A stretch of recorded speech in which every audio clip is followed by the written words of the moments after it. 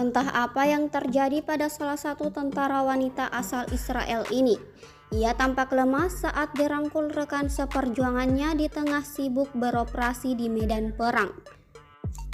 Rekamannya ramai beredar di media sosial Telegram pada Selasa 5 Maret 2024. Dikonfirmasi tentara Israel seperti tulisan dalam keterangan unggahan.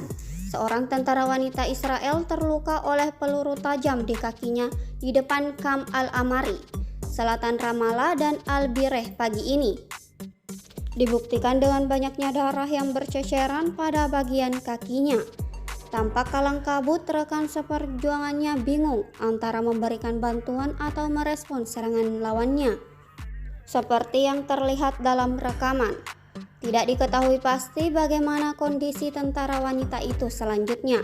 Video ini viral dan menuai beragam komentar dari warganet.